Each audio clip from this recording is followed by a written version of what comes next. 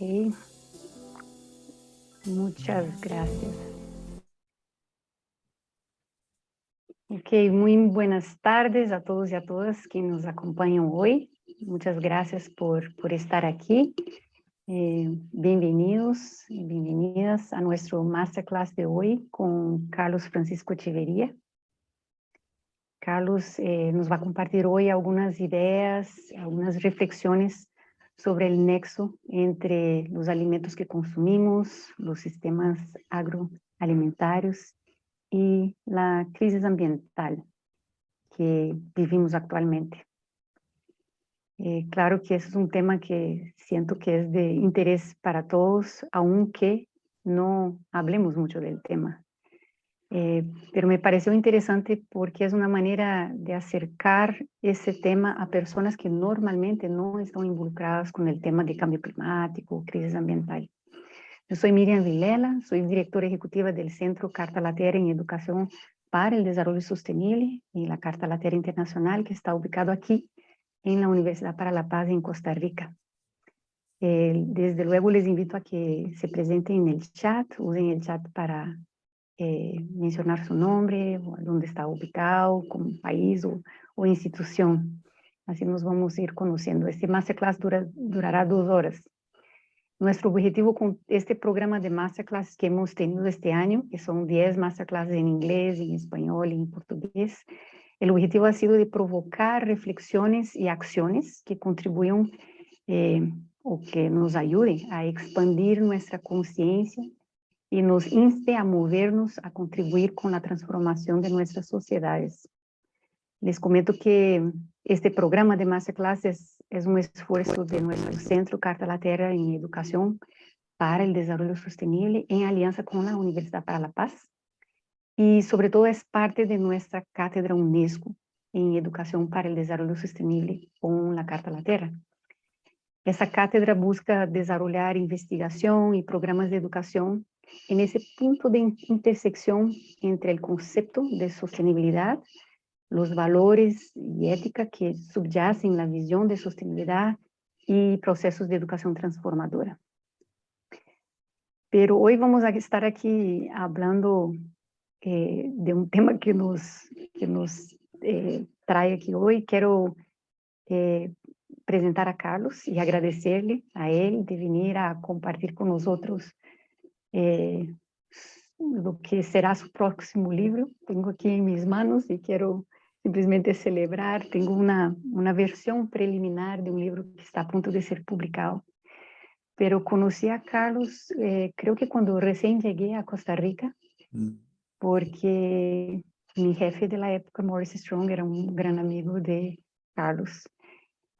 Pero sé que ele ha recorrido un camino muy largo, desde la política, la comunicación, el mundo de negocios, pero Carlos fue ministro de Cultura de Costa Rica entre 1986 y 1990.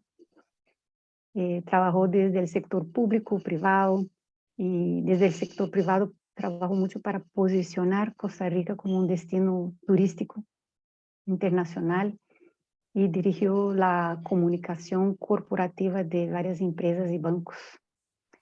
Y recientemente Carlos publicó un libro que se llama Salvación, Estrategias Personales ante el Cambio Climático. Pero lo que nos trae aquí hoy es su último trabajo que está a punto de ser publicado, que trabaja con ese tema de lo que comemos todos los días, nuestra alimentación, nuestros hábitos alimenticios y el cambio climático, el medio ambiente y mismo nuestra salud. Así que, Carlos, la palabra está contigo. Muchas gracias por estar aquí con nosotros. Al contrario, Miriam, muchísimas gracias a vos y a la Carta de la Tierra y a toda la gente que nos acompaña esta tarde. Es un gran placer poder compartir con ustedes este tema, o ideas sobre este tema, que realmente nos concierne a todos, pues porque obviamente todos comemos todos los días y con eso afectamos de una u otra manera al planeta. Y no siempre somos conscientes de la manera en que esos hábitos de consumo afectan a la ecología y a los ecosistemas. Entonces, sí, un gran placer estar aquí Y no sé si, Miriam, si te parece, comenzamos directamente con la presentación o si hubiera alguna otra pregunta o alguna... Vamos a empezar con la presentación, pero antes, si me permite, quisiera preguntar qué te llevó a querer escribir este nuevo libro sobre el tema de alimentos, la próxima transición. ¿Qué te Mm. impulsó? Sí, muy bien. Bueno, a ver, yo me dedicaba en realidad a otros temas desde el punto de vista profesional, pero desde hace 3 años decidí que no iba a hacer ninguna otra cosa que no fuera relacionada con cambio climático y con la crisis ambiental en general. Yo resido en España, en Valencia, y allí publiqué entonces ese primer libro sobre estrategias personales ante el cambio climático. Y en el proceso de escribir ese libro me di cuenta de que hay dos grandes factores que inciden en el cambio climático. Uno tiene que ver evidentemente con la energía y los combustibles fósiles, transporte, generación eléctrica, construcción, etcétera. Y ese factor de calentamiento global es muy conocido, se habla mucho de él, se toman decisiones constantemente en relación con eso, está en la mente de las personas y está en la prensa y está por todas partes. En efecto, está en la realidad también una transición energética, ¿verdad? Se está invirtiendo cada vez más en energías renovables y aunque esas cosas no ocurren quizá al ritmo que todos quisiéramos, lo cierto es que es una transición que está en marcha. Pero el otro 30 y pico por ciento, más o menos un tercio de las emisiones de gases de efecto invernadero son ocasionadas por los sistemas agroalimentarios. Y de eso se habla mucho menos, lamentablemente.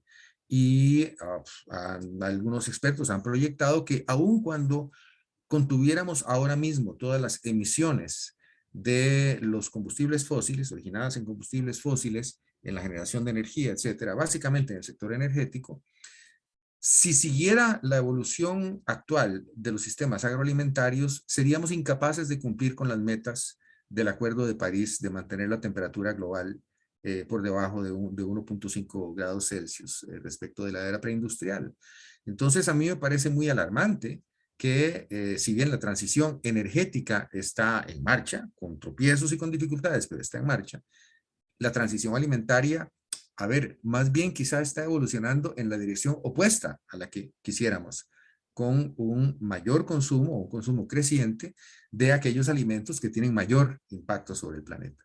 Entonces, tengo realmente un sentido de urgencia sobre este tema. Me parece que es algo que hay que abordar con carácter inmediato y decidí dedicarle a eso mis esfuerzos. Y un primer esfuerzo, pues, es ese libro que escribí, que justamente se llama Alimentos, la próxima transición, porque yo creo que la transición energética está en marcha, pero la transición alimentaria, por lo menos la transición alimentaria que queremos, no está caminando. Entonces hay que impulsarla. Para eso fue que escribí el libro. ¿Ok? Excelente. Muchas gracias, muy claro. Si quieres puede compartir su pantalla y la Perfecto. presentación. Muy bien. Efectivamente es un tema que no se habla mucho. Obviamente tiene mucho que ver con nuestra cultura, nuestra, hasta nuestras familias, lo que va pasando de una tradición a otra en cuanto a lo que comemos. Ujú. Adelante, Carlos. Bien, este título en realidad lo hicimos un poco a dúo entre Miriam y yo, ¿verdad? Nos estamos comiendo el planeta. Fue de hecho una sugerencia de Miriam. Y esa es la pregunta relevante, ¿verdad? Si efectivamente con la forma en que nos estamos alimentando estamos haciéndole daños graves e irreversibles al único planeta que tenemos, ¿verdad? Entonces, normalmente cuando se habla de crisis climática, la mayoría de la gente la asocia con el calentamiento global, con el cambio climático. Y eso es natural, es normal, porque el cambio climático es de lo que más se sabe, lo que más nos afecta, incluso en nuestra vida personal. Yo vengo ahorita, por cierto, por dicha, estoy en el trópico, pero vengo saliendo de un verano europeo verdaderamente trágico, ¿verdad? Insoportable, con unos calores espantosos, en los que verdaderamente cuesta mucho decidirse a salir a la calle, ¿verdad? Y eso está ocurriendo ya no solamente en la Europa mediterránea, en donde tradicionalmente ha hecho calor, España, Francia, perdón, España, bueno, parte de Francia, Portugal, Grecia, etcétera, sino también en Gran Bretaña, en Alemania, etcétera, ¿no? Entonces es normal que hablemos, asociemos crisis climática, perdón, crisis ambiental con cambio climático. Pero lo cierto es que las grandes tragedias, podríamos decir, catástrofes ambientales que están generándose en el planeta son 5. Ciertamente, el calentamiento global es una de ellas, la más apremiante tal vez, pero la pérdida de biodiversidad, que también se menciona, pero mucho menos, y se menciona en relación con cambio climático, pero no necesariamente o no completamente está relacionada con cambio climático. La pérdida de biodiversidad es un fenómeno que tiene su propia dinámica, sus propias causas, algunas relacionadas con cambio climático, muchas otras cosas no, sino que son debidas a la acción humana, pero no directamente al cambio climático. Y es algo tan grave que incluso pues muchos especialistas han hablado de una sexta extinción de especies, ¿no? Que hay más de un 60% de las especies de vertebrados han desaparecido en los últimos 100 años. Es decir, estamos hablando de un proceso planetario verdaderamente dramático que está ocurriendo bajo nuestros ojos y que tiene que ser considerado porque es una materia de vida o muerte para la especie humana como para todas las demás. El otro fenómeno que ocurre y del que se habla aún menos es el empobrecimiento de los suelos. Generalmente se le describe como procesos de desertificación. Y así es, en efecto, hay una convención de Naciones Unidas sobre desertificación. Y claro, cuando se habla de desertificación, se tiende a pensar en los grandes desiertos, en que se está expandiendo, qué sé yo, el desierto del Sahara o lo que sea. Pero ese proceso no ocurre únicamente donde hay desiertos o donde hay tierras yermas, ¿verdad? Sin ningún tipo de vegetación. Por eso yo prefiero el concepto de empobrecimiento de los suelos, porque eso está ocurriendo en una gran parte de las tierras agrícolas del planeta, que vienen empobreciéndose y ahora lo veremos en el curso de la presentación, básicamente por las prácticas agronómicas que se vienen usando en realidad desde hace miles de años, porque ese proceso empezó con el uso del arado, ¿verdad? Es algo tan antiguo como eso, pero que se ha acentuado tremendamente en los tiempos modernos. Decía Leonardo da Vinci hace 500 años que sabemos más de los planetas que giran en el cielo que de lo que ocurre debajo de nuestros pies. Y eso es cierto. El suelo es un gran desconocido, no es sino en los últimos años, pero créanme, realmente en los últimos lustros, ¿verdad? En los últimos 10, 15 años, que se han intensificado las investigaciones sobre la riqueza biológica de los suelos. Y esas investigaciones han creado un verdadero estado de alarma porque han constatado los investigadores que hemos pasado de tener suelos vivos, ricos, llenos de criaturas, llenos de minerales, llenos de materiales que son útiles para la nutrición humana y de todas las especies, a suelos que son prácticamente solo minerales, que son de una gran pobreza, que exigen la aplicación constante de fertilizantes para poder mantener su productividad. El otro fenómeno que está ocurriendo, repito, en paralelo, es la degradación de los océanos. Y ahí de nuevo, oímos hablar de sobrepesca, y sí, claro, la sobrepesca ocurre y es un fenómeno muy grave, pero hay otros procesos, como en particular la acidificación de los océanos, que tienen una relación recíproca de causa y efecto con el calentamiento global y que son sumamente graves, ¿verdad? Están teniendo impactos muy fuertes sobre las especies marinas en el mundo entero. E incluso parte de ese proceso de degradación de los océanos afecta obviamente las corrientes oceánicas con los impactos que eso a su vez tiene sobre el cambio climático. Entonces, la degradación de los océanos incluye la acidificación, la invasión de plásticos, que también es algo, por supuesto, muy conocido, ¿verdad? Esas enormes islas de plástico, 5 grandes islas de plástico oceánicas que hay permanentemente en el planeta, y la invasión invisible de los plásticos, que es la de los microplásticos, que son prácticamente indetectables y que entran por trillones de partículas todos los días al océano, al punto de que, bueno, ya ahora, como sabemos, se ha incorporado incluso en los tejidos de muchas especies marinas, incluyendo comestibles, y todos los días comemos un poquito de plástico o de microplásticos cuando comemos pescado, ¿verdad? Dependiendo de la especie que consumamos. Entonces, ese proceso o esos procesos de degradación de los océanos, contaminación, acidificación, y por supuesto calentamiento y empobrecimiento biológico, pues son fenómenos que tienen su propia dinámica más allá del calentamiento global. Y finalmente está el tema de la escasez de agua dulce, ¿verdad?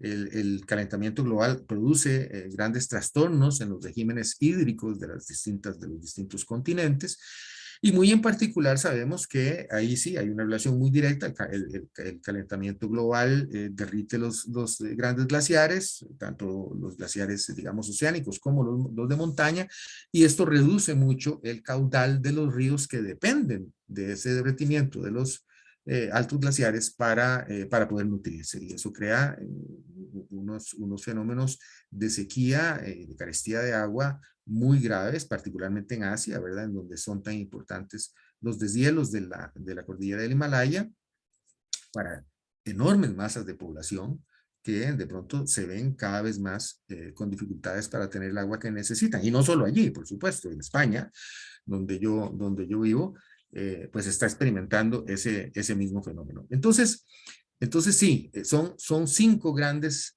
amenazas ambientales, y yo siempre que menciono esto, incluso lo hago en el libro, pues señalo la posibilidad de que haya quienes digan, no, esto es demasiado trágico, ¿verdad? Si ya nos ha costado ponernos de acuerdo para hacer lo que hay que hacer en contra del calentamiento global, bueno, ¿cómo podemos enfrentar todo este conjunto de amenazas ambientales a escala planetaria y que todas son tremendamente graves? Y un poco, bueno, la respuesta es que en efecto, sería un error no verlas en conjunto, porque tienen interacciones entre ellas. Y lo interesante, me parece a mí, es que si abordamos estos temas desde la perspectiva de los sistemas agroalimentarios, nos damos cuenta de que tienen que ver con todos ellos. Es decir, que si nosotros resolvemos el problema de nuestros sistemas agroalimentarios, de cómo producimos y consumimos alimentos, vamos a incidir positivamente en todos esos fenómenos. En otras palabras, una manera de abordar de manera conjunta todas esas cosas es precisamente cambiar los sistemas agroalimentarios. Podemos estar contribuyendo a disminuir el calentamiento global, las emisiones de metano, etcétera, etcétera, cosas que veremos ahora en la presentación, disminuir la pérdida de biodiversidad e incluso regenerar ecosistemas para que aumente y se restablezca la biodiversidad. Obviamente, detener el empobrecimiento de los suelos y también enriquecer los suelos con prácticas de agricultura regenerativa, detener la degradación de los océanos y, bueno, tal vez no la escasez de agua dulce, sino administrarla mejor, ¿verdad? Administrar mejor el agua. Entonces, todas esas son, digamos, las amenazas que configuran el panorama que se nos presenta, pero que siempre, como toda amenaza, son también oportunidades para abordarlas desde la perspectiva de lo agroalimentario. Voy a ir rápidamente no rápidamente, perdón, allí me equivoqué, no voy a ir rápidamente, voy a ir lentamente sobre algunos gráficos que nos permitirán entender un poco en particular cada uno de esos temas. El primero es el del calentamiento global. Se ha discutido mucho sobre la contribución de los sistemas agroalimentarios al calentamiento global. Ha habido una serie de investigaciones que se han venido, digamos, superponiendo unas a otras a lo largo de los últimos años, pero la más reciente, en realidad, de las investigaciones globales es esta de Mónica Kripa y sus asociados, que les atribuye a las emisiones de los sistemas agroalimentarios el 34% de las emisiones globales. Eso está representado en este grafiquito aquí, en la columna de la izquierda. No sé si ven mi cursor. ¿Si pueden ver mi cursor? No. Bueno, en la columna de la izquierda Sí una podemos ver estimación el de cursor. emisiones globales del año 2015. Y ahí vemos la columna delgadita de la izquierda que, bueno, non-food, o sea, no alimentaria, las emisiones no alimentarias son el 66% y el 34% son las que se originan en la alimentación. La columna derecha, la más ancha, lo que hace es desglosar ese 34% para entender de dónde vienen todas esas emisiones de gases de efecto invernadero. En la base, en la parte de abajo de esa columna más gruesa, está el cambio en el uso de los suelos, ¿verdad? Que representa el 32% de las emisiones. Aquí se me oculta un poquito ya voy a, ok. Eh, ¿Por qué hay tantas emisiones del cambio de uso de los suelos? Bueno, en primer lugar, por la deforestación, ¿verdad? Cada vez que se deforesta un terreno para ya sea introducir ganado o bien sembrar alimentos, sean estos para alimentar animales o sean para alimentar seres humanos, hay una pérdida digamos, de capacidad de captar carbono de la atmósfera y hay un incremento en las emisiones porque obviamente esos tejidos, es la madera, los tejidos que se destruyen al deforestar, se convierten conforme se descomponen, se convierten y se emiten a la atmósfera en la forma de CO2. Y eso ocurre no solamente con los bosques, sino también con los manglares y de manera muy importante con unos ecosistemas que son importantísimos en términos de captura y de emisión de CO2, que son las turberas, ¿verdad? Y que se están usando cada vez más territorios de turbera para actividades agrícolas y ganaderas. Entonces, un 32%, o sea, un tercio de ese tercio de, de emisiones ocasionadas por los sistemas agroalimentarios, prácticamente una tercera parte viene de allí, de los cambios en el uso del suelo. Un 39%, casi el 40%, viene de las prácticas agrícolas como tales, pero dentro de ellas tiene una importancia muy particular las emisiones de metano, lo que se llama las emisiones entéricas de gas metano, principalmente del ganado bovino, del ganado vacuno. Como sabemos, los bovinos son rumiantes además de gran tamaño, y el segundo de sus 4 estómagos es el que fermenta los alimentos, es una etapa de fermentación que genera mucho gas metano, que ellos eructan, ¿verdad? Las reses bovinas. Y el gas metano es un gas que tiene un potencial un poco más de 20 veces superior de calentamiento global que el CO2. Entonces, esto es una cosa que tiene un impacto tremendo. Imagínense ustedes que hay un poco más de 1.000 millones de reses bovinas en el planeta que están emitiendo metano 24 horas diarias, ¿verdad? Y ese gas, repito, tiene un potencial de calentamiento global 20 veces superior al CO2, ¿verdad? Entonces, claramente ahí tenemos un impacto muy fuerte sobre las emisiones. Quizá el lado menos malo de eso es que si bien el CO2 permanece en la atmósfera por 100, 200 años, el metano permanece alrededor de 10 años. Eso quiere decir que si nosotros lográramos reducir drásticamente las emisiones de gas metano a la atmósfera por la ganadería, pues, o por la ganadería o por lo que fuera, por todas las fuentes, tendríamos en un plazo de apenas 10 años una reducción considerable de estos gases que tienen tanto impacto sobre el calentamiento global. Entonces, esa es una parte. Luego, hay otras emisiones por la aplicación de fertilizantes, óxido nitroso, el metano que producen los cultivos de arroz. En la mayor parte del planeta los cultivos de arroz son anegados, ¿verdad? Son cultivos que en lagunas someras y eso genera metano. Obviamente el estiércol de los animales produce también metano y hay mucho que se genera, y esto es aparte por supuesto de los sistemas agroalimentarios, en forma de fugas de las plantas productoras de gas. Pero en todo caso, restringiéndonos a lo que es la parte de sistemas agroalimentarios, pues casi un 40%, como pueden ustedes ver ahí en esta parte, que es la mayor, ¿verdad?, porción de la columna, se origina en estos sistemas de gases de efecto invernadero. Y de ahí para arriba hay una serie de pequeñas de pequeños segmentos, digamos, de emisión también de gases de efecto invernadero. Algunos, como por ejemplo el transporte, que a muchísima gente le preocupa mucho, dice qué barbaridad que venga, qué sé yo, un producto alimenticio de América a Europa, el impacto, la huella de carbono, eso es altísima. No es tanto. Claro que sería deseable evitarla, pero es apenas un 4.8% de las emisiones totales. El procesamiento industrial apenas un 33.5%, los empaques 5.5%. O sea, esas juntas, ¿verdad? Todos estos factores de emisión de gases de efecto invernadero suman un 18%, que es una tajada muy considerable, ¿verdad? Pero bueno, eso también forma parte de lo que impacta en los ecosistemas. Y finalmente, el desperdicio de alimentos, sobre lo cual también hay muchas, digamos, controversias, porque es una cosa bastante difícil de estimar, pero bueno, esta investigación que está basada en los estudios de Pur y Nemetschek, que son unos estudios amplísimos que se hicieron en todo el planeta. Los gráficos estos son publicados por una, digamos, división de la Universidad de Oxford. Todas estas son estadísticas muy serias. En todo caso, el desperdicio se estima en alrededor entre el 11 y el 15% procedente del desperdicio de alimentos.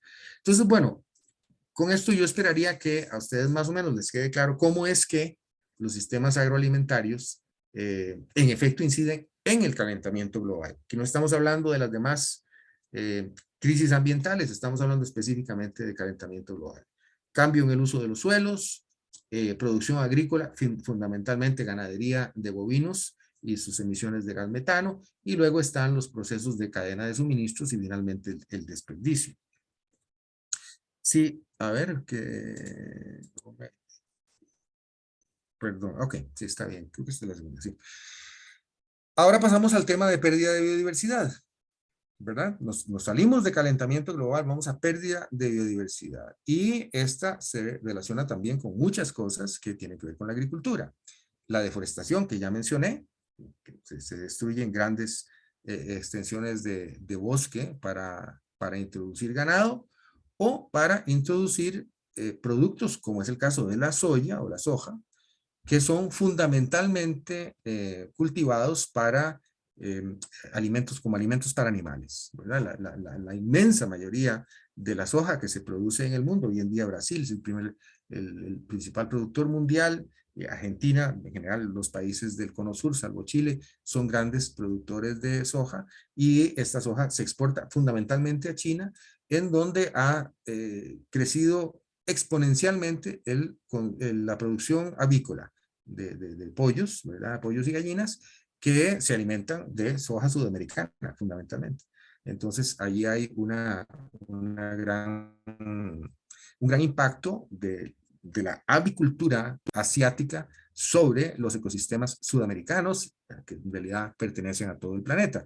Y luego sabemos también que hay mucha deforestación que ocurre en Sudamérica para tener tierras para ganadería y también en Indonesia para la producción de aceite de palma, ¿verdad? De palma africana. La palma es originalmente africana, pero en Indonesia están los principales centros de producción. Entonces, bueno, la deforestación claramente es un factor que incide en la biodiversidad porque, por supuesto, se pierden millones de especies, es decir, no solamente los árboles, las plantas que se destruyen, sino toda la fauna, todo lo que vive en esos ecosistemas.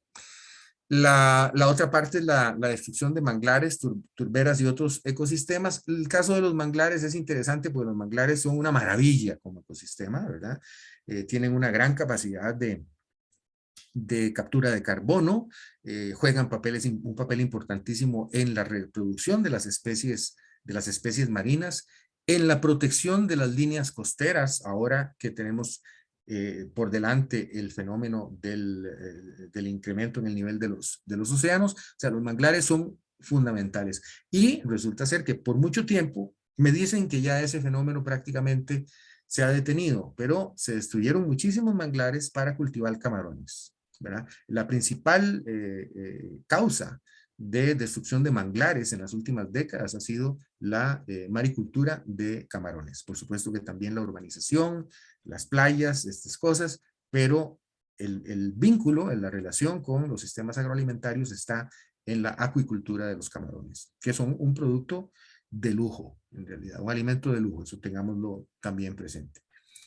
La aplicación masiva de pesticidas, por supuesto, ¿verdad? Es un factor que incide en la biodiversidad, en particular, obviamente, de insectos, y muy importante dentro de eso, de polinizadores, como las abejas, ¿verdad? Sabemos que las abejas y una gran cantidad, en realidad, de insectos son víctimas de estos pesticidas, a pesar de que las fábricas dicen que cada día más los hacen específicos para determinadas especies, pero lo cierto es que la mortandad de insectos que ni siquiera está bien estimada en el planeta, no sabemos, porque no conocíamos la línea de base, la población base de insectos, no se conoce bien. Entonces no sabemos cuánto hemos perdido de población de insectos en el planeta a raíz de la aplicación de pesticidas. Finalmente, la erosión de los suelos en sí misma y el empobrecimiento biológico por las prácticas agrícolas, el arado, etcétera, también crea un hábitat inhóspito para todas las criaturitas que viven en el suelo, ¿verdad? Desde las más grandes, lombrices, escarabajos, otros insectos, hasta, por supuesto, la microfauna, bacterias, hongos, proteas, etcétera, que viven en el suelo. Entonces, ese ambiente de los suelos se convierte en algo hostil, inhóspito para estas criaturas que mueren masivamente y entonces terminamos con suelos biológicamente empobrecidos que requieren constantemente la aplicación de fertilizantes para poder producir alimentos. La otra cosa muy importante es la eutrofización de los cuerpos de agua, que se origina en la misma aplicación de fertilizantes, sobre todo fertilizantes nitrogenados, que cuando llueve, esos fertilizantes, la tierra y las plantas son incapaces de absorberlos. De hecho, la cantidad de nitrógeno que se produce hoy en día, nitrógeno sintético para fertilizantes, en la industria, en todo el planeta, todos los ecosistemas del mundo son incapaces de absorberla. Es decir, es tal el volumen de nitrógeno sintético que se produce que es imposible que todos los ecosistemas del mundo pudieran absorberlo. Es decir, se aplica un exceso enorme de fertilizantes. Los residuos no aprovechados por las plantas, que son muchísimo más que lo que sí aprovechan, terminan en los suelos y por escorrentía, cuando llueve, van moviéndose, ya sea hacia ríos, lagos y finalmente al mar, o bien también percolan a través de los mantos, llegan a los mantos acuíferos a través de la tierra, ¿verdad? Entonces, esa abundancia de nitrógeno en los ríos, en los lagos, en los mares, hace que prosperen en esos cuerpos de agua anormalmente, desproporcionadamente, una serie de plantas, algas, plantas de toda clase que consumen el oxígeno de esos cuerpos de agua. O sea, los desoxigenan. Eso es la eutrofización. Y entonces otras criaturas acuáticas, peces, crustáceos, etcétera, se quedan sin oxígeno. Entonces se producen lo que se llaman zonas muertas oceánicas. Yo no sé si ustedes han observado, examinado este tema, pero la escorrentía de las zonas agrícolas de la cuenca del Mississippi, del río Mississippi en los Estados Unidos, ha llevado tal cantidad de nitrógeno al Golfo de México que se creó una zona muerta del tamaño del estado de New Jersey. Todo el mar Báltico es prácticamente una zona muerta. El mar Báltico está encerrado entre 9 países industrializados y entonces no solamente el nitrógeno residual, sino además otra cantidad de contaminantes ya producto de la industria llegan al mar Báltico y no hay vida ahí. A mí me duele muchísimo, yo vivo a orillas del Mediterráneo en Valencia y yo voy a veces aquí a bucear o snorkelear aquí en Costa Rica y se ve, el mar está vivo, ¿verdad? Un montón de criaturas y tal y cual. Yo me puedo pasar una hora snorkeleando en el Mediterráneo en la zona de la costa valenciana y no veo un solo animalito de ningún tipo, ¿verdad? Si acaso unos pececitos pequeñitos por ahí. El Mediterráneo se ha empobrecido también terriblemente por esa misma razón. En términos generales, la cantidad de zonas muertas oceánicas que hay en el planeta es espeluznante, ¿verdad? En todos los lugares donde se practica intensivamente la agricultura moderna, está ocurriendo ese fenómeno. Entonces, ese es un fenómeno sumamente grave. Y finalmente está, por supuesto, la sobrepesca y la pesca de arrastre. La sobrepesca que elimina en muchísimas especies, incluso especies no comerciales, la pesca de arrastre, que además de hacer todo eso, daña los fondos marinos, que los conocemos todavía menos. Si sabemos poquito acerca del suelo sobre el que estamos parados, ¿verdad?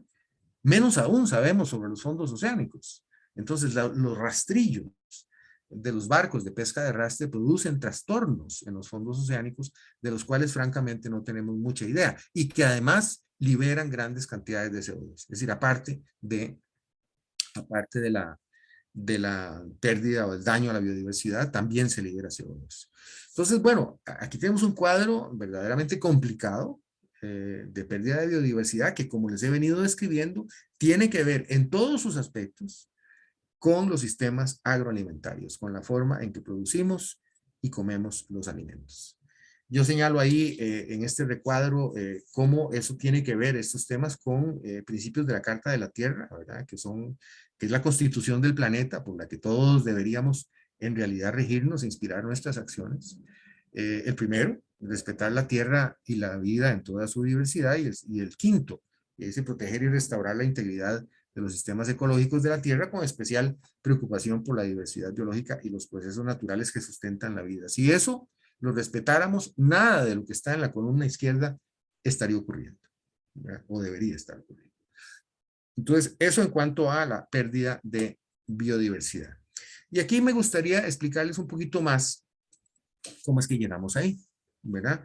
Y hablarles acerca de este señor, Norman Borlaug, y la Revolución Verde. Este es un científico norteamericano muy distinguido, de hecho ganó el Premio Nobel de la Paz, que era un investigador en ingeniería genética agrícola y que realmente se ganó ese premio, ¿verdad? Porque él, como pueden leer ahí ustedes, llegó a México en 1944, recién graduado, y se pasó 8 años tratando de desarrollar variedades de trigo altamente productivas, pero tenía muchos problemas para lograrlo, porque los granos se caían de las plantas que él lograba desarrollar, hasta que le llegó información acerca de un tipo de trigo que se producía en Japón. Hizo una serie de adaptaciones de ese material genético y logró multiplicar la productividad de las plantaciones de trigo, tanto que luego estos desarrollos, bueno, se aplicaron en México, y como dice ahí, pocos años después, él desarrolló esa variedad en 1952. Ya 11 años después, casi todo el trigo que se producía en México era de esa variedad y la cosecha se sextuplicó. Imagínense ustedes lo que eso significa, ¿verdad? Y luego el gobierno de la India, que estaba enfrentando potencialmente una terrible hambruna que afectaba a literalmente 1.000 millones de personas, adoptó las prácticas desarrolladas por el señor Borlaug en México, y con eso se dice que se salvó la vida de alrededor de 1.000 millones de personas en Asia, ¿verdad? En todo el continente asiático, que estaban amenazadas de morir de hambre. Entonces, es por eso que al señor le dieron en 1970 el Premio Nobel de la Paz. Él es el padre de la llamada Revolución Verde. Ahora se cuestiona mucho cuánto tenía de verde esa revolución, porque por supuesto estaba basada en gran medida en agroquímicos, ¿verdad? En una fertilización intensiva. La Revolución Verde fue un tremendo estímulo para la industria productora de agroquímicos en todo el planeta, porque demandaban grandes cantidades de agua y de agroquímicos. Entonces, ¿qué pasó? Que, como lo ven ustedes ahí, muchos pequeños agricultores en todo el mundo no pudieron enfrentar los costos de instalar sistemas de riego y comprar agroquímicos y comprar además las semillas de esas variedades de trigo o de cereales en general que se producían gracias a la Revolución Verde. Entonces, millones de agricultores, de pequeños agricultores en todo el mundo se vieron obligados a vender sus fincas a operaciones agrícolas más grandes que sí tenían la capacidad financiera para establecer los sistemas de riego, comprar los agroquímicos, pagar las patentes de las semillas o comprar las semillas.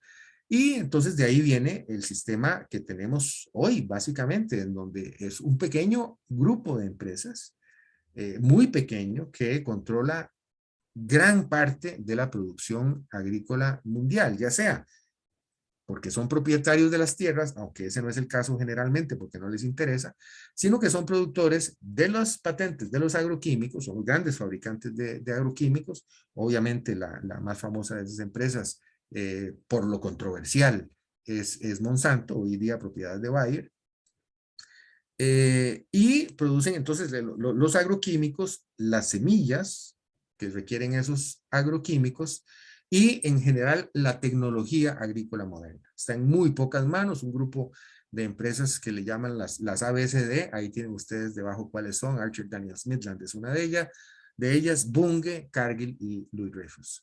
Entonces, ese grupo maneja cerca del 90% del comercio mundial de granos hoy en día, ¿verdad? Estamos en manos de un enorme oligopolio en esta actividad. Es muy interesante el caso de Monsanto, no me voy a extender demasiado en él, pero a ver, Monsanto es el fabricante de glifosato, del Roundup, de este herbicida tan exitoso, el más vendido en el mundo desde hace muchísimos años. Ya hoy en día pues ya está saliendo un poco del mercado, pero ha sido dominante en el mercado agrícola en todo el mundo a través de un mecanismo en realidad pues muy ingenioso y que muchísima gente considera muy bueno.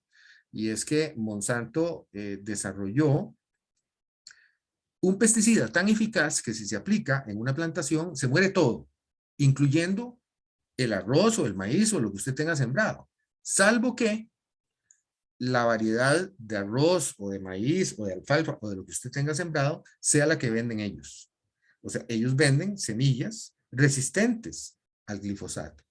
Le venden al agricultor la semilla, se le venden el mal y le venden el remedio, ¿verdad? Yo le vendo la semilla, le vendo el plaguicida y le vendo la semilla que es resistente a ese plaguicida. Entonces, todo lo demás se muere menos su producto. Es una maravilla para los productores, ¿verdad? Es decir, porque el trabajo de deshierva o el trabajo de combate de plagas en general en la agricultura, pues es una cosa muy desgastante y muy costosa.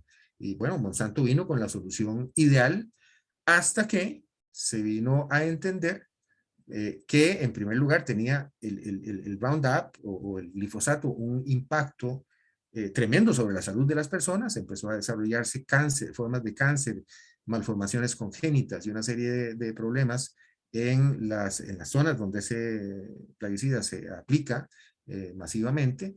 Y bueno, para hacerles corto el cuento, Bayer ha tenido que pagar en sanciones y multas establecidas en los Estados Unidos y más recientemente en Europa, el valor, lo que le costó comprar la empresa Monsanto. Es decir, ha sido un golpe tremendo para las finanzas de Bayer, ¿verdad? Solamente por las demandas. Entonces, bueno, este es un esquema, por supuesto, estoy simplificando porque hay muchos matices y muchas variables dentro de esto, pero esquemáticamente esto nos deja ver cómo es que funciona ese sistema de la gran producción agroalimentaria en el mundo. Y vamos ahora cómo es que se usa la tierra cultivable. Esto es algo muy revelador. Ahí ustedes tienen ese grafiquito en donde la sección, el segmento superior es cómo se reparte el uso de la tierra agrícola, ¿verdad? Entonces, el 77% de la tierra agrícola del planeta, más o menos 40 millones de kilómetros cuadrados, se usa para producir carne y lácteos, ¿verdad? Y solamente el 23% de la tierra agrícola se usa para producir productos vegetales que consumen directamente los seres humanos. Y abajo vemos cuánto cuánto de nuestra demanda de calorías y de proteínas satisface cada uno de esos tipos de alimentos. Y vemos cómo la carne y los lácteos satisfacen el 18% de la demanda de calorías de la especie humana y el 37% de la demanda de proteínas.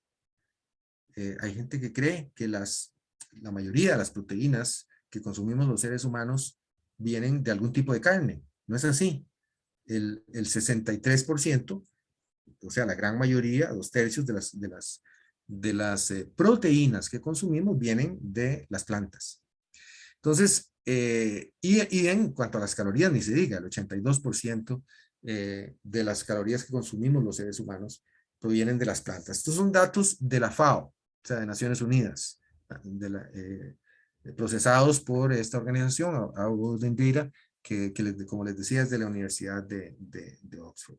Entonces, el punto es que hacemos un pésimo uso de las tierras agrícolas del planeta, porque le dedicamos el 80% prácticamente de las tierras agrícolas a alimentar animales, que son, sí, claro, nosotros también nos alimentamos de los animales, pero son un intermediario muy costoso, porque claro, con lo que ellos se alimentan, y es cierto que muchos se alimentan en tierras agrícolas que no serían aptas, perdón, en tierras que no serían aptas para la agricultura, que solamente pueden comer ellos, qué sé yo, las hierbas, las cosas, arbustos, etcétera, pero les dedicamos de veras el 80% del planeta y lo que nos dan de la tierra arable o cultivable y lo que nos dan es una porción mínima realmente de nuestras calorías y de nuestras proteínas. Y todo esto explica de cierta manera cómo es que se distribuye el impacto en términos de calentamiento global de los distintos productos.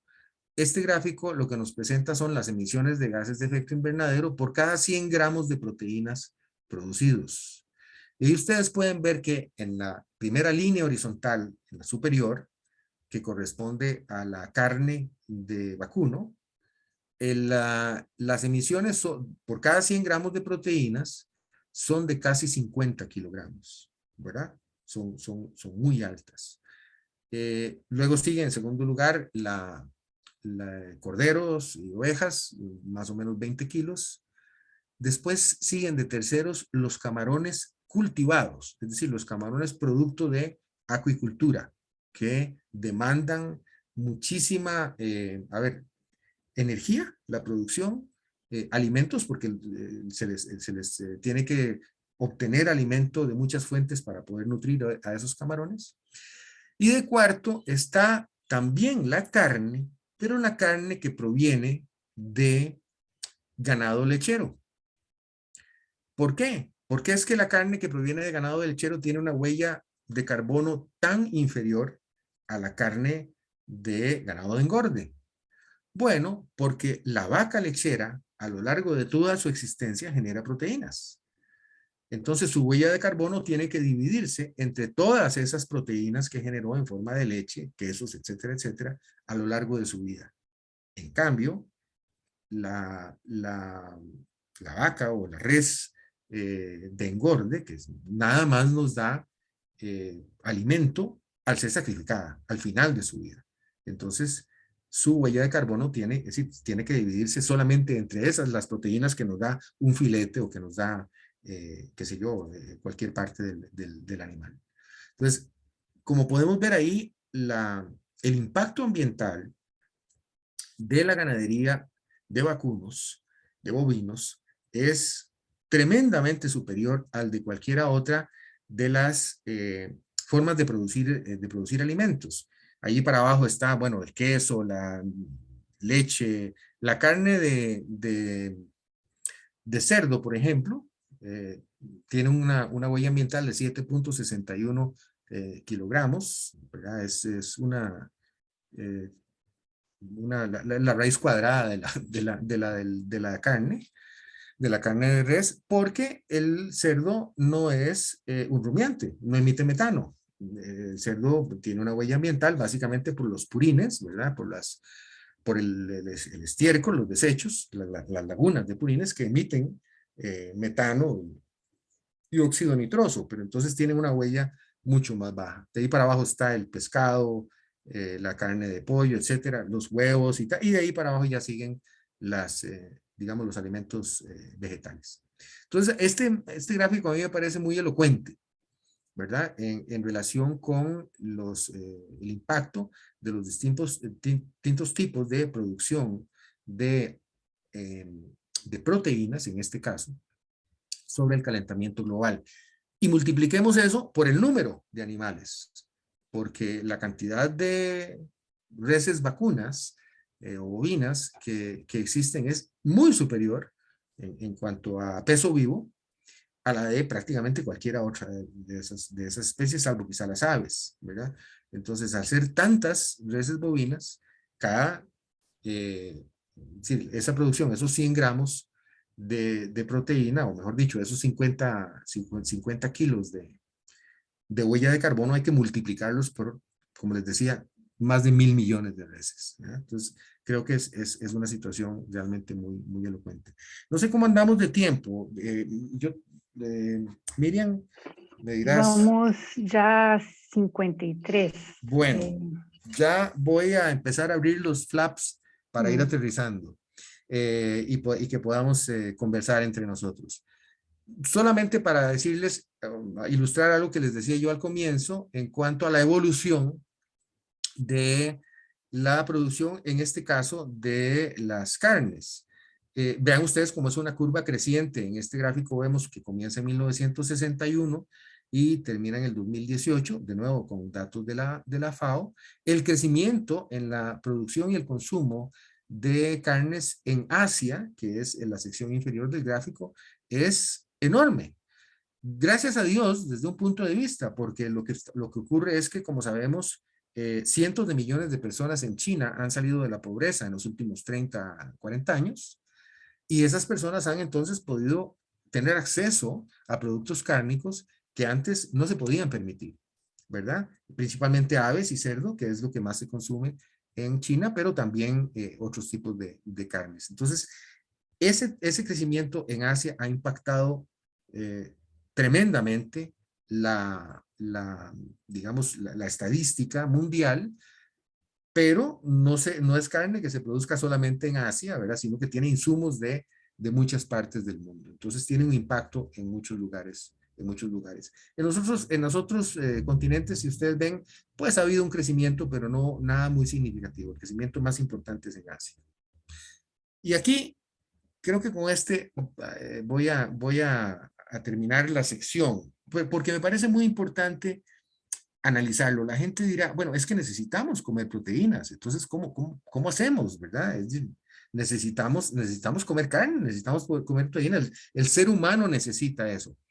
Este gráfico me parece muy interesante porque muestra, vamos a ver, la, las columnas corresponden a distintas regiones del mundo, ¿verdad? En algunos casos países. La primera de la izquierda es la India, después sigue de segunda Asia, sin China ni India, todo el resto de Asia. La tercera es el África subsahariana. La cuarta es América Latina, excluyendo Brasil, y ahora ustedes verán por qué se excluye Brasil. Después es la antigua Unión Soviética. La columna más ancha, porque es, digamos, correlativa a la cantidad de población, es China. Luego vienen los otros países de la OCDE, Medio Oriente, Brasil, porque Brasil es muy diferente, la pauta de consumo es muy diferente del resto de América Latina. Bueno, es diferente. La Unión Europea y de últimos Estados Unidos y Canadá. Y la línea negra que atraviesa horizontalmente el gráfico es la demanda de proteínas promedio que requiere un ser humano. ¿Cuántas proteínas requerimos un ser humano diariamente? Como ustedes pueden ver, en todos los continentes se supera ese suministro de proteínas. Si no hay déficit de proteínas, ni siquiera en el África subsahariana, que es la tercera columna, ¿verdad? Y veamos ahora cómo se reparten esas proteínas entre las de origen vegetal, que son la parte verde de cada columna, y las de origen animal. En la India casi todas las proteínas son de origen vegetal. Y en gran parte la porción roja de proteínas de origen animal en la India son productos, es leche, porque consumen mucha leche. Ustedes saben, en la India es un país básicamente vegetariano, pero sí consumen leche. Entonces, eso se refleja en esa columna. Vean la tercera columna, África subsahariana, continente más pobre, o digamos, los territorios más pobres del planeta, tienen superávit de proteínas y casi todas las obtienen de plantas. El excedente de proteínas de origen animal es muy pequeño. Una situación similar es la de China, Pero vámonos al extremo derecho del gráfico, en donde está Estados Unidos y Canadá.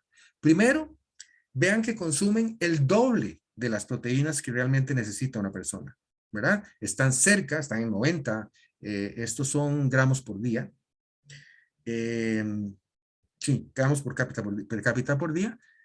Están en el doble, consumen prácticamente el doble de lo que requieren. O sea, consumen un tremendo exceso de proteínas.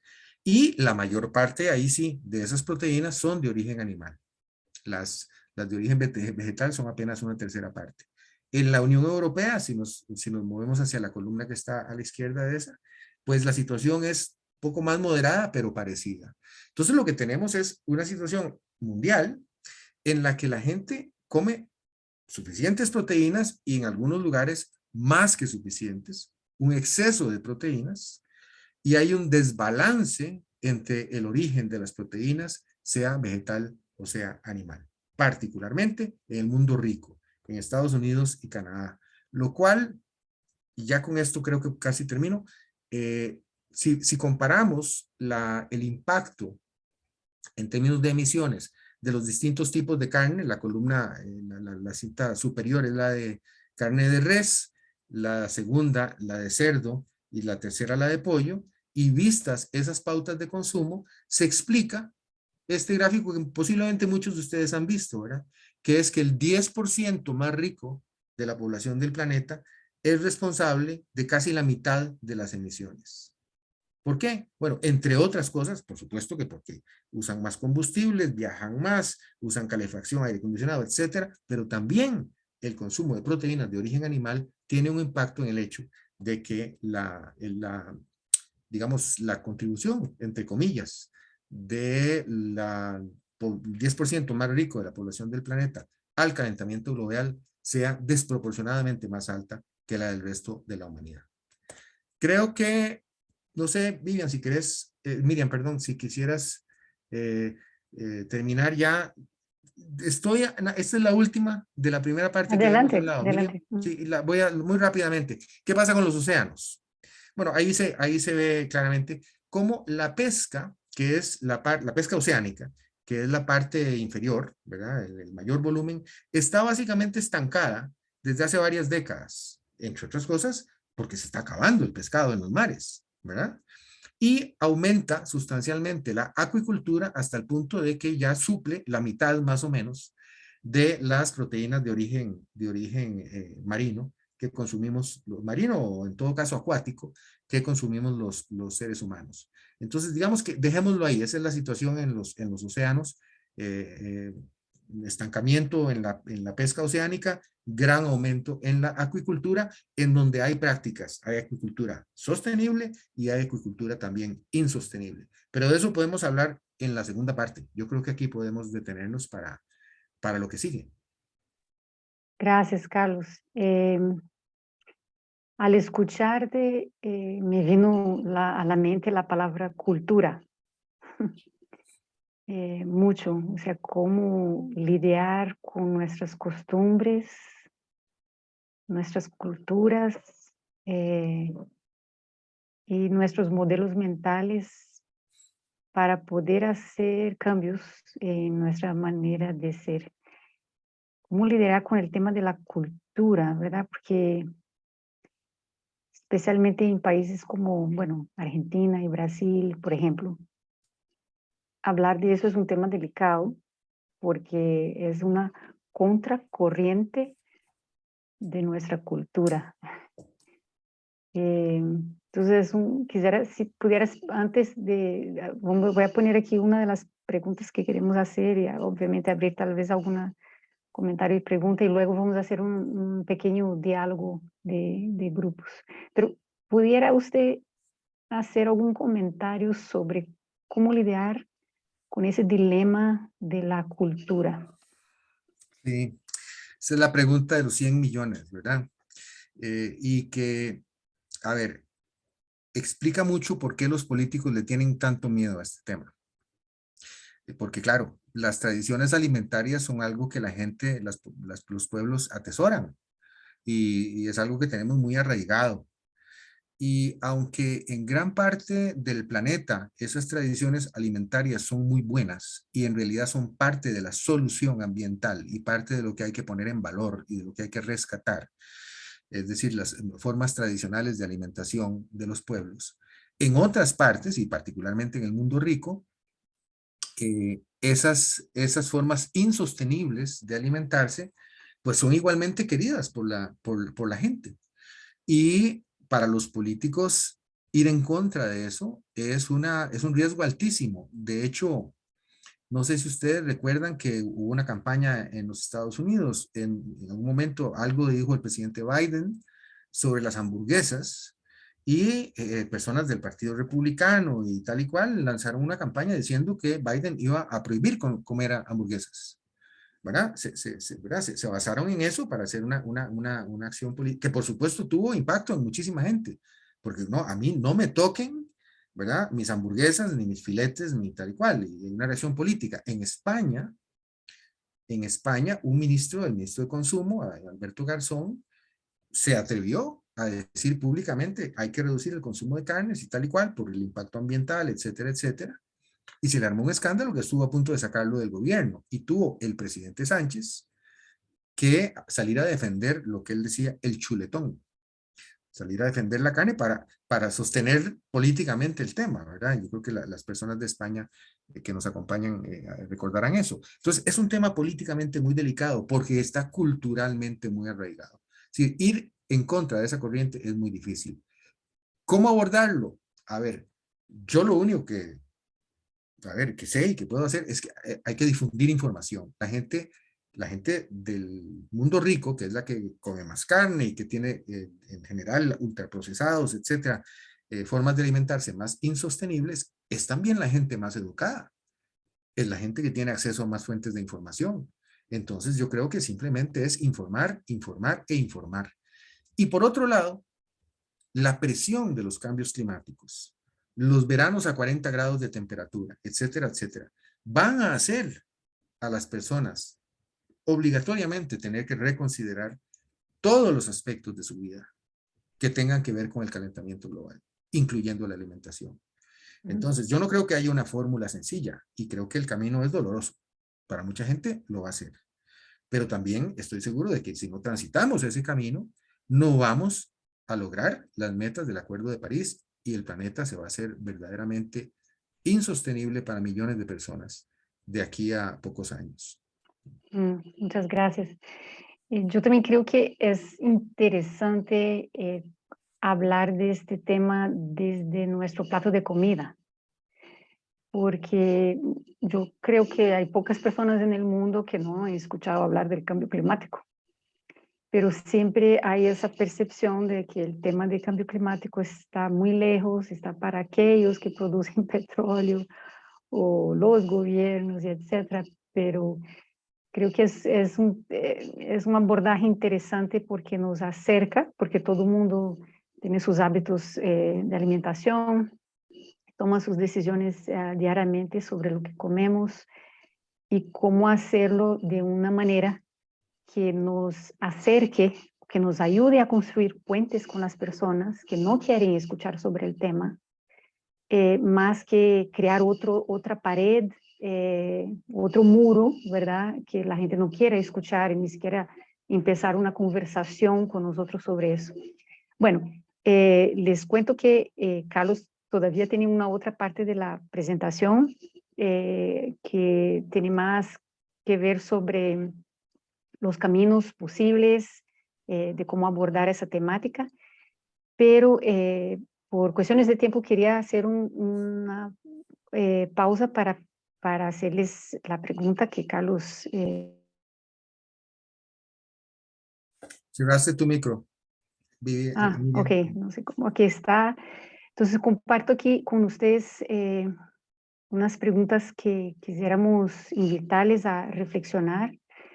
¿Qué cambios, está escrita en chat box, en la cajita, qué cambios estaríamos dispuestos a hacer en sus dietas en función de la crisis ambiental y del impacto que esto puede causar en la salud y el bienestar del planeta? Y hago una pausa porque hemos estado pensando aquí en cómo medir, cómo evaluar nuestras contribuciones al bienestar planetario, y uno pasa a veces por pensar disminuir la energía, el uso de la energía o el uso del carro, pero aquí también podría ser cambiando o reorientando los hábitos de alimentación. La segunda pregunta, ¿cuáles pueden ser los dilemas que esto les puede presentar?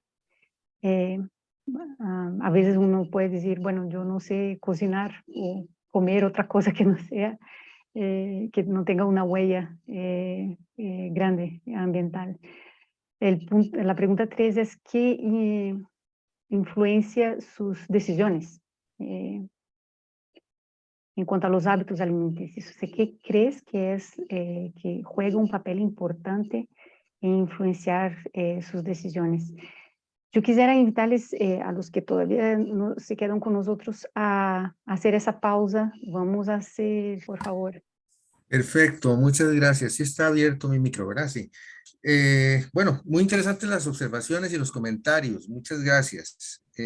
Comienzo por lo del grupo uno para hacer una aclaración que quizá debía haber hecho cuando exponía, y es que obviamente esos porcentajes de esas tasas de consumo de proteínas de origen animal y vegetal en los distintos continentes son promedios estadísticos, ¿verdad? Son simplemente promedios estadísticos basados en la producción y no en el consumo, lo cual quiere decir que allí hay, por supuesto, en África, imagínense ustedes, en Asia, gente que tiene déficits severos de proteínas simplemente porque la alimentación está mal repartida, mal distribuida, ¿verdad? Pero a la hora de sacar un promedio en función del consumo, perdón, del producto, de la producción total de los distintos tipos de proteína en esa región o en ese continente, pues los datos son los que aparecen en el gráfico. Pero eso de ninguna manera niega el hecho de que haya una pésima distribución de los alimentos y en este caso particular de las proteínas en esos países, y como sabemos hay más de 800 o alrededor de 850 millones de personas en el mundo. Eran 800, ahora se estima 850 millones a raíz de la crisis de Ucrania, de la guerra de Ucrania, que padecen hambre, ¿verdad? Y más aún, alguien mencionó también algo que me parece muy importante, y es el fenómeno de la malnutrición, ¿verdad? De los lugares en donde se consume, por decirlo así, suficientes carbohidratos. La gente, si uno ve la estadística de carbohidratos, es una estadística muy buena, pero resulta que esos carbohidratos vienen en productos de pésima calidad, en panes, en snacks, harinas refinadas, azúcar en gran cantidad, un producto completamente innecesario para el ser humano y que sin embargo le dedicamos una enorme cantidad de recursos agrícolas y de capital, es el azúcar de caña. Y bueno, claro, todo eso sí se traduce en estadísticas, pues entonces aparece como un consumo muy abundante de calorías, de carbohidratos, pero son calorías de muy mala calidad que conducen a ese fenómeno.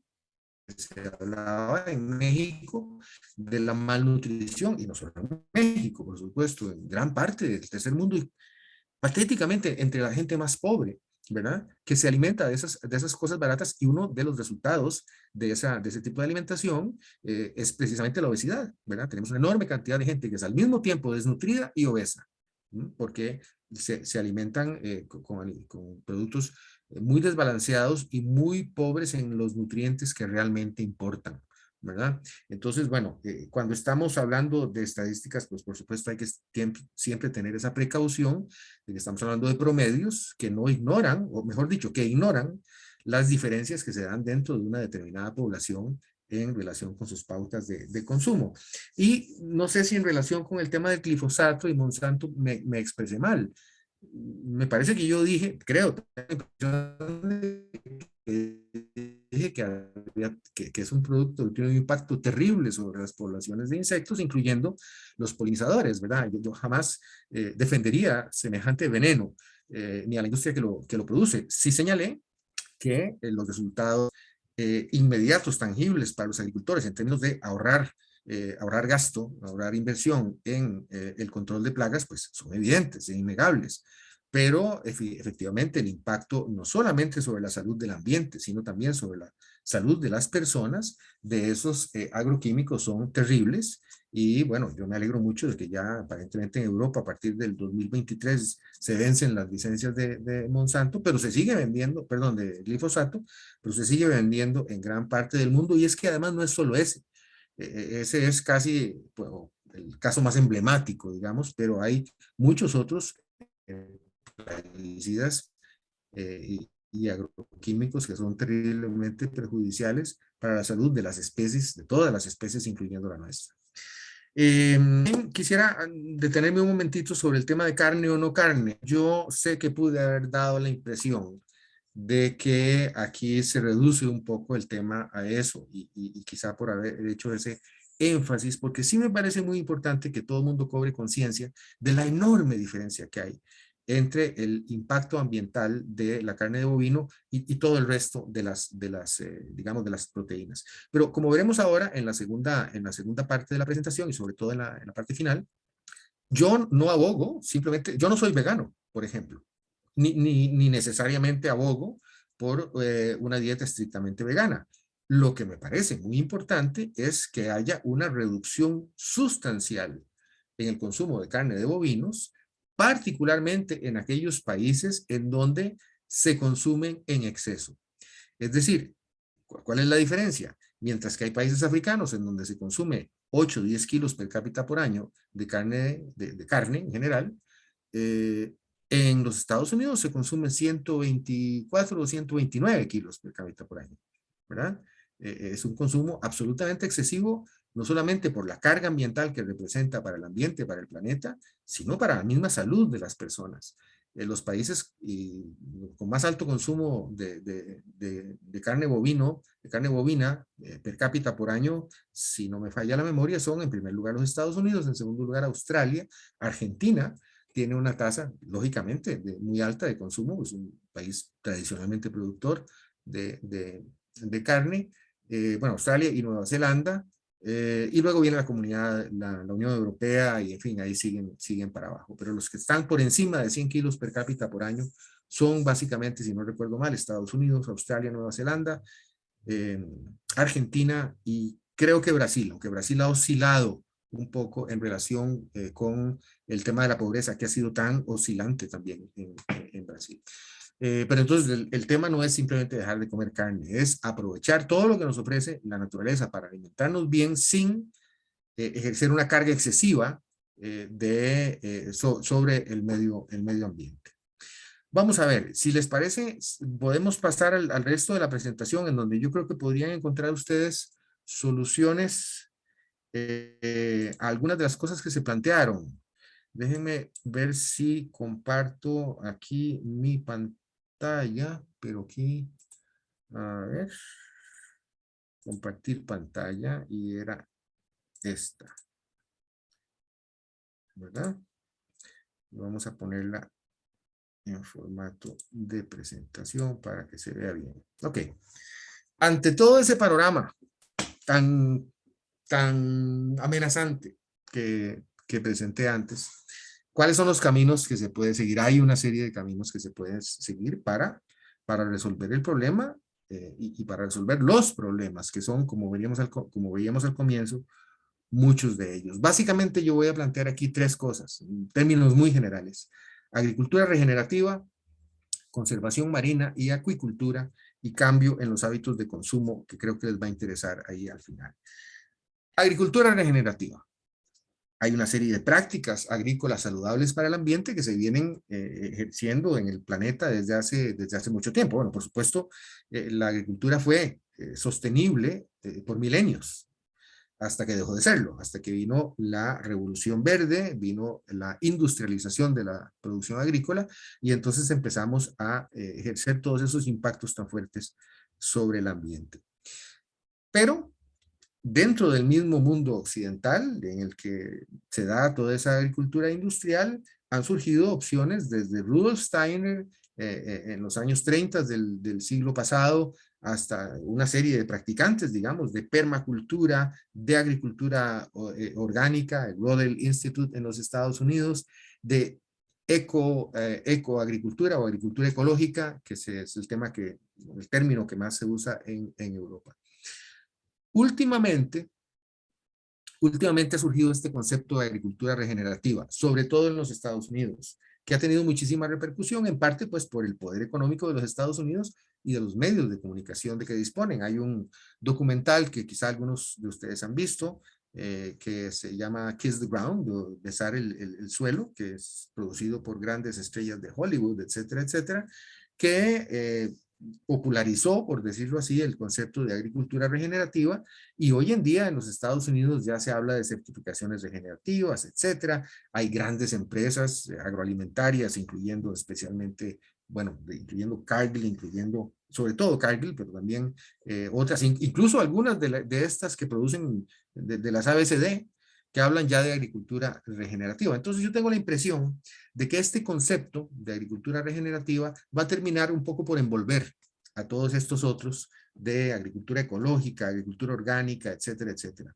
A final de cuentas, los que nos interesamos en estas cosas, lo peor que podríamos hacer es ponernos a pelear por un término o por el otro, cuando a fin de cuentas todos estamos más o menos buscando lo mismo, ¿no? Bueno, esas son discusiones académicas que no nos interesan mucho.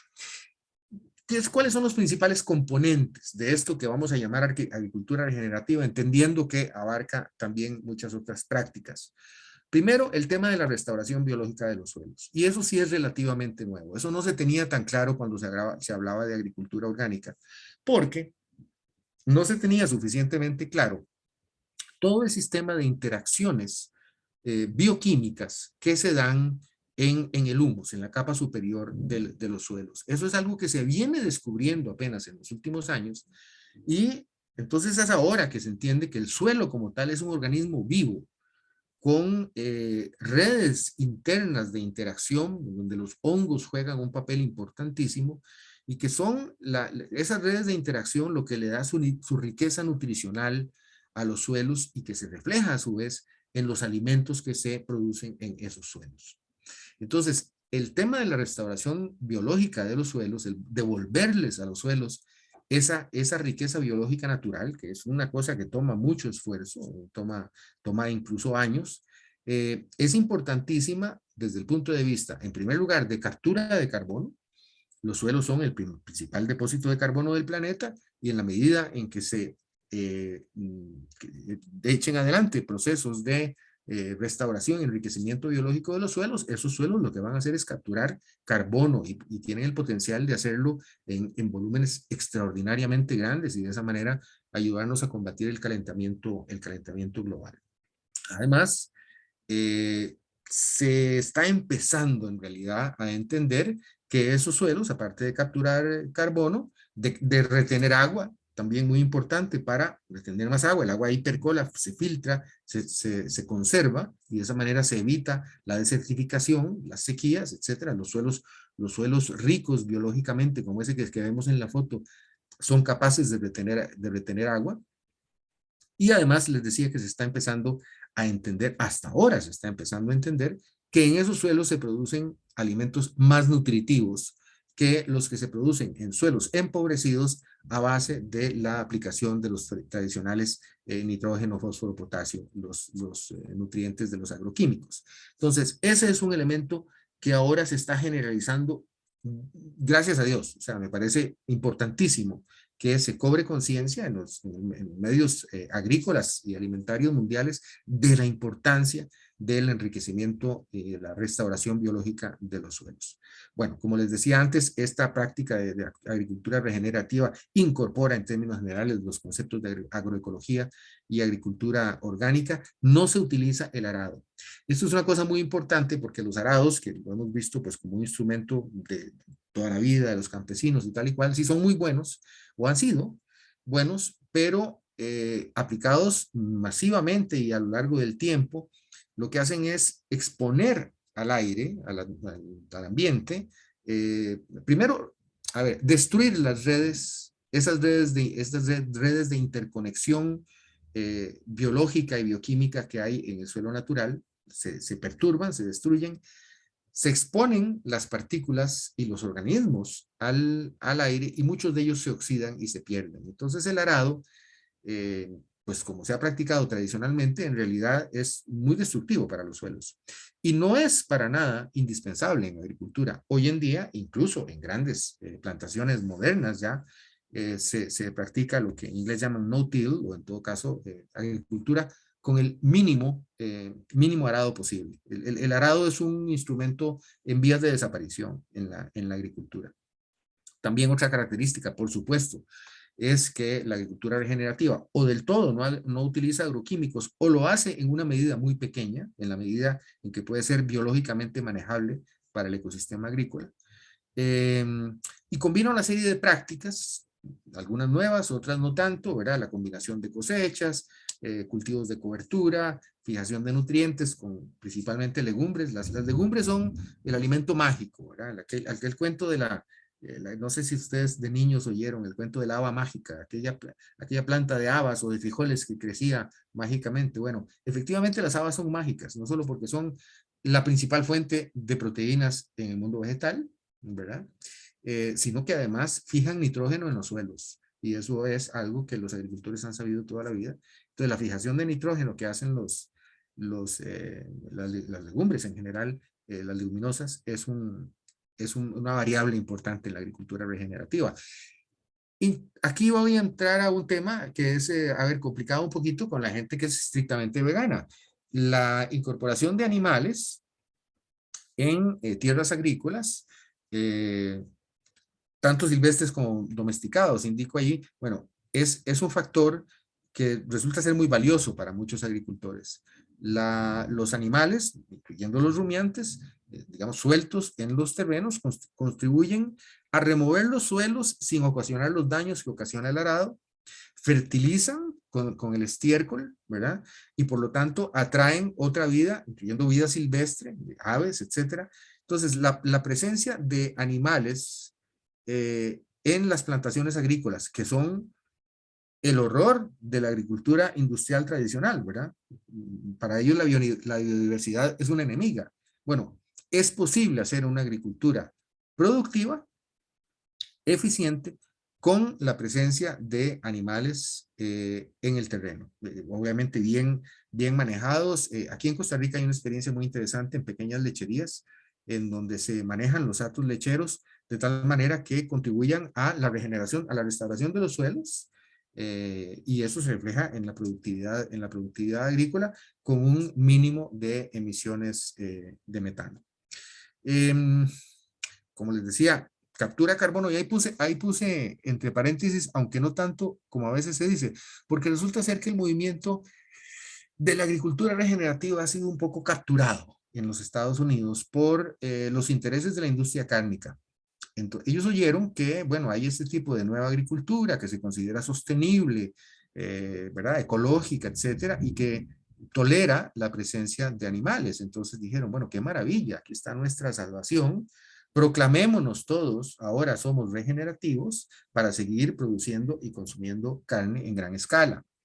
Y entre los argumentos que han usado, que han lanzado para eso, a los medios de comunicación, etcétera, está el de que a base de estas prácticas agrícolas, de agricultura regenerativa, pueden resolver el problema del cambio climático. Dicen, porque los suelos pueden absorber todo el CO2 que hemos emitido los seres humanos en la era industrial. Eso es absolutamente falso, totalmente falso. es una estrategia de greenwashing, es una estrategia de mercadeo, pero bueno, sí es cierto que este tipo de agricultura, como lo dije al comienzo, captura carbono, no en la escala en que lo dicen esos señores, pero sin duda alguna captura carbono y eso la hace relativamente más sostenible. Una buena relación insumo-producto en el sentido de que quizá, a ver, no siempre produce los mismos volúmenes de alimentos en por hectárea, por ejemplo, pero como en principio tiene costos más bajos que la agricultura tradicional, porque no necesita arado, no necesita agroquímicos, plaguicidas, etcétera. Entonces, digamos, el resultado económico se compensa para los agricultores que saben hacerlo bien. Y es interesante, estas cosas de las que les estoy hablando, en una época eran pues muy marginales de unos hippies ahí que se ponían a producir cosas orgánicas. Hoy en día la FAO, ¿verdad? La Organización para los Alimentos y la Agricultura de Naciones Unidas, es la principal promotora de estas cosas y se está practicando en gran escala en muchas partes del planeta.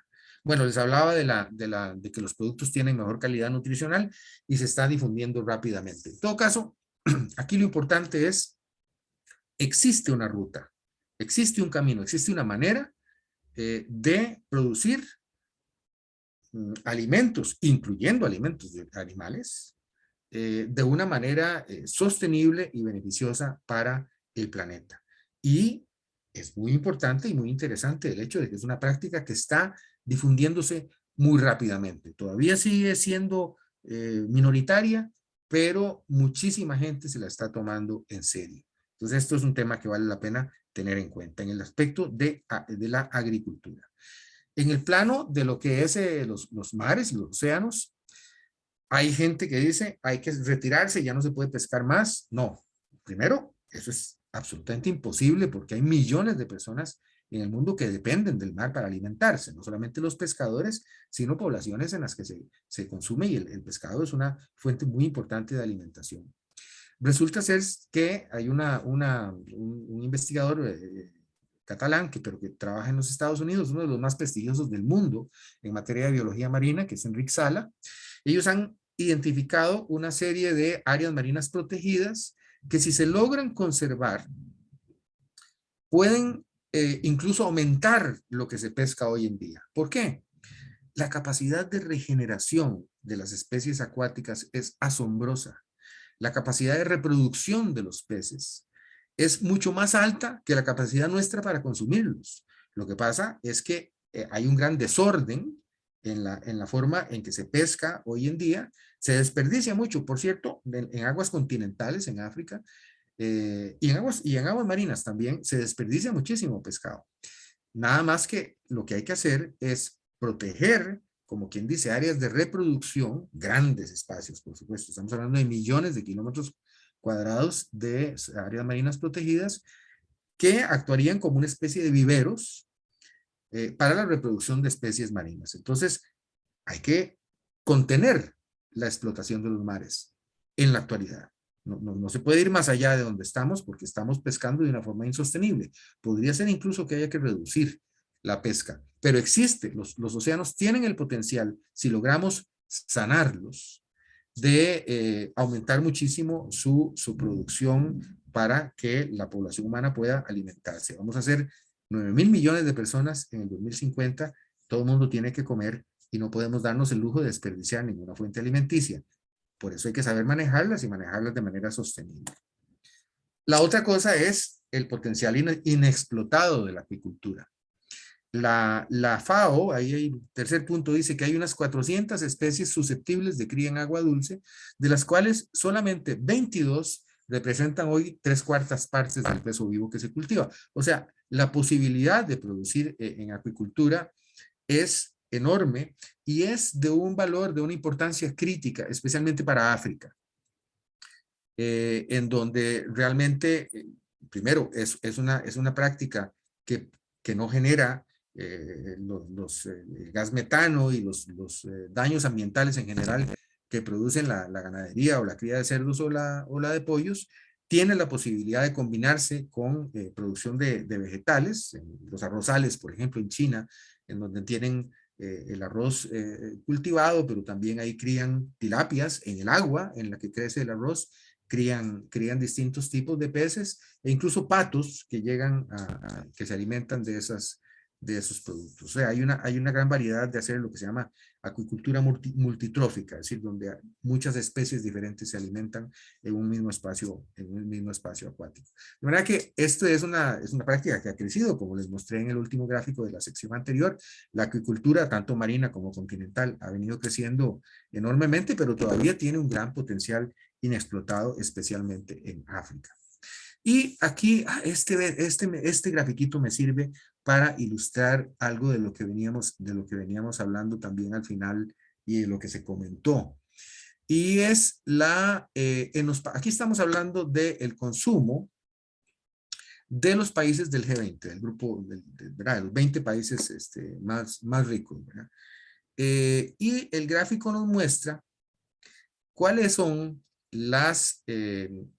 los volúmenes de alimentación aquí estamos hablando ya no de proteínas o de nada en particular, sino aquí están los distintos tipos de producto abajo, según lo que recomiendan las guías dietéticas oficiales emitidas en cada país y según lo que sería saludable para el planeta.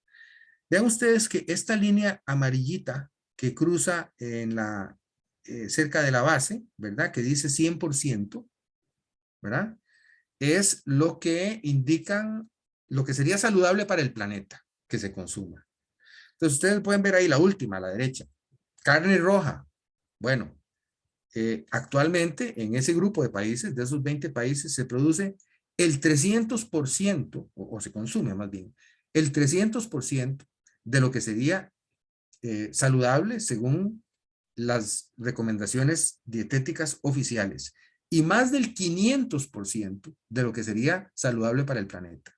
O sea, es una barbaridad lo que se consume de carne roja, de azúcar, de huevos, un exceso también, de leche. Y sin embargo, si vamos al otro extremo, en donde están las cosas más saludables, de acuerdo con las recomendaciones dietéticas, nueces, legumbres, frutas, vegetales e incluso pescado, en esos países ricos los consumos están por debajo de lo que recomiendan sus propias recomendaciones, digamos, lineamientos dietéticos oficiales, ¿verdad? Entonces, obviamente, tiene que producirse un gran cambio, en particular en los países más ricos. Y tal vez aterrizamos, y ya creo que aquí terminamos, con las distintas opciones, porque les repito, no es un tema de o soy carnívoro y como carne de res 3 o 4 o 5 veces por semana, o me hago vegano. No. Hay un grupo de expertos en Inglaterra que estudió los distintos tipos de dieta en orden descendente respecto de su sostenibilidad. Entonces, obviamente, ¿cuál es, desde el punto de vista de la sostenibilidad ambiental, la dieta, la número 1? La vegana, ¿verdad? Es claro que es la que menos impacto tiene sobre los ecosistemas, basada exclusivamente en productos de origen vegetal. En segundo lugar está la vegetariana, que en esta definición del señor Willett y sus colegas, es a base de granos, frutas y verduras, pero incluye, aunque se llama vegetariana, incluye huevos, lácteos e incluso 1 o 2 porciones de carne o pescado al mes. ¿Verdad? Eso lo consideran una dieta vegetariana y es la segunda en el orden.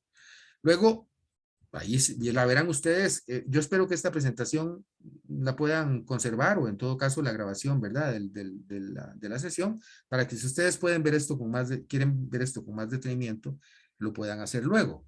La dieta flexitariana, que es no más de 1 porción de carne por semana. Repito, en esto, por lo menos la posición mía y la de mucha gente que trabaja en esto no es dogmática o religiosa, ¿verdad? Pero lo que sí es clarísimo es que hay que reducir drásticamente el consumo de ciertas cosas y aumentar el de otras. Luego sigue una dieta que llaman saludable, basada en las recomendaciones dietéticas oficiales. Otra, y ahí vamos en quinto lugar ya, que se llama justa y frugal, y es gente que procura no comer más de 2.800 kilocalorías diarias, que es lo que necesita un ser humano, ¿verdad? es como una especie de dieta solidaria con la gente que no puede alcanzar o cuyo consumo no alcanza esas 2.800 calorías. Está la pescetariana, que es la vegetariana, pero con pescado y mariscos. Yo ando por ahí. La carnívora climática, que sustituye el 75% de carne roja, y luego la famosa y deliciosa dieta mediterránea, que incluye una enorme variedad de productos. Uno puede estar más o menos de acuerdo con esta clasificación. Yo tendría quizá algunas objeciones que hacerle, pero bueno, es producto de un equipo científico y me parece una cosa respetable. Sin embargo, hay una observación que quisiera hacer. Según Willett, en términos de impacto ambiental, la diferencia entre una, qué sé yo, la número 2 y la número 4 no es muy grande. O sea, no hay grandes diferencias entre o incluso entre la vegana y la flexitariana, tal. Es decir, cuando vemos en segmentos de 2 a 3 posiciones en esta tabla, no hay grandes diferencias, ¿verdad? De manera que uno puede, digamos, consumir un tipo de dieta de estas de acuerdo con sus propias predilecciones o necesidades, y siempre hay un escalón hacia arriba al que puede moverse, pero puede estar teniendo una alimentación bastante sostenible desde el punto de vista del planeta. Yo por mi parte lo dejaría aquí, Miriam, y no sé si tenemos alguna intervención o algún comentario adicional. Creo que Excelente. ya estamos en... Ujú. Súper, muchas gracias, Carlos. Definitivamente yo creo que es una invitación a que todos vamos a seguir pensando. Hay uno de los capítulos de su libro que dice repensar la gastronomía, que hay mucho espacio para pensar desde diferentes ángulos. Y el último capítulo de su libro que habla de la revolución pendiente que tiene que ver con esos temas que nos estás compartiendo.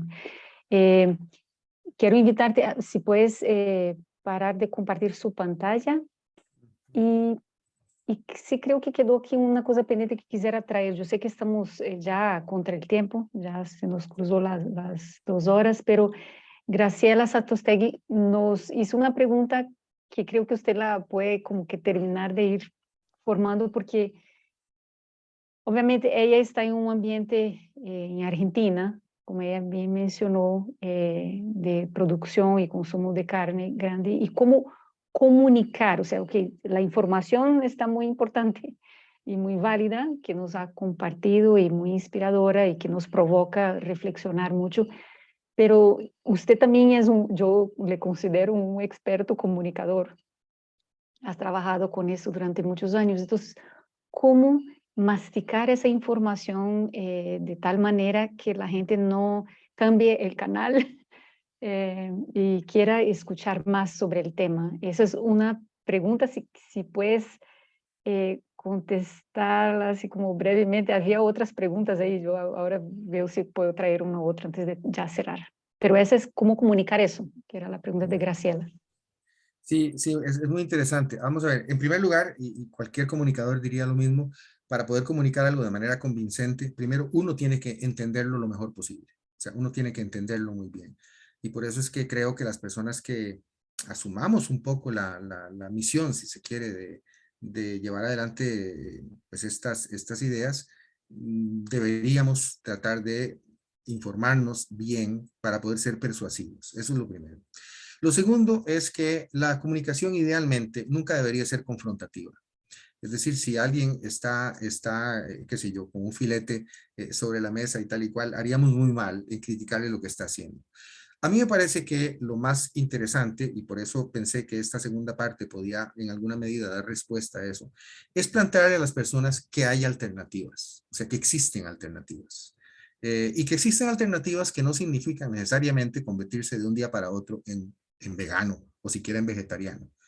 Que existen alternativas que practican millones de personas y no solamente, ya no es una cuestión de hippies. Alguien puso aquí un dato que me pareció muy interesante de la cantidad de vegetarianos en Brasil.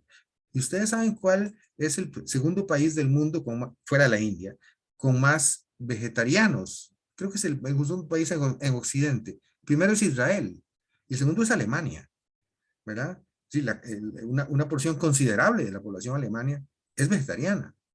Entonces, claro, si uno entra de frente a confrontar a las personas en sus hábitos alimentarios, va a perder amigos. Y no se trata de eso, ¿verdad? Se trata simplemente de abrir los horizontes y de que las personas entiendan que hay otras formas de alimentarse.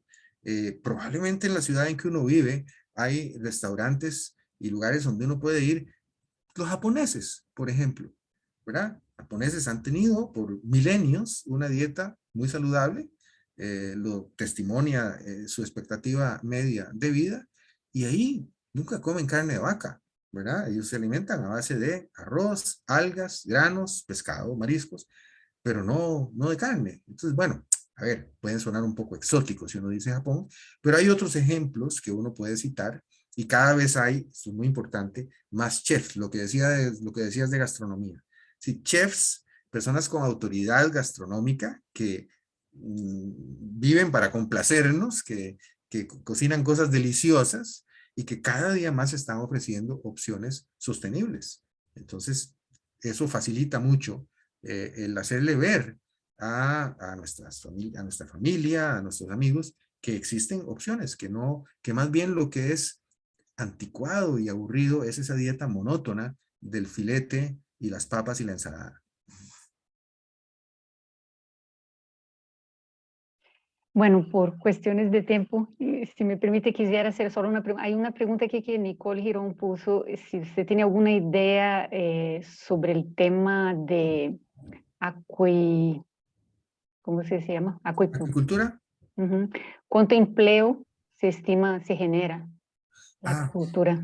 sí, es muy interesante. Mira, en mi libro está, si se lo puedes dar el dato luego, la cantidad de empleo en Asia es altísima. Y precisamente una de las cosas que se lamenta la FAO es que la, estábamos hablando de decenas de millones de personas que trabajan en agricultura, que podrían resolver un gran problema de empleo en África. O sea, hay muy poquito empleo en acuicultura en África, mientras que en Asia es una fuente de empleo importantísima. En América, muy poco, ¿verdad? En América hay muy poquita acuicultura, es una cosa, digamos, incipiente, pero tiene un potencial. Si lo tiene en Asia, si en Asia es una fuente de empleo importante, ahorita no tengo los números, los datos y no los tengo en la memoria, por eso te menciono que está en el libro. Pero sin duda alguna, la acuicultura es una fuente de empleo importantísima. Si eso ocurre en Asia, ¿por qué no en el resto del mundo? Excelente. Bueno, voy a dar por terminado oficialmente el masterclass, aunque invitar a algunos, los que quieran seguir aquí, porque hay algunas otras preguntas, si Carlos nos permite. Primero, agradecer a todos por compartir con nosotros este momento de hoy. Para mí fue interesante, aprendí. Estoy segura que a todos ustedes también vamos a estar pensando en qué podemos cambiar y cómo relacionar este tema del cambio climático, de la crisis ambiental, con nuestros hábitos de alimentos, ya que no todo el mundo aquí produce alimento a grande escala, ¿verdad? Pero sí podemos influenciar el cambio a través de lo que comemos. Les quisiera comentar que tenemos el próximo masterclass en español dentro de un mes. También tenemos otros masterclass en inglés y en portugués. Aquí les voy a pedir que compartan los links y simplemente lo que quiero es dar por encerrado, agradeciendo a todos por su participación y a los que quieren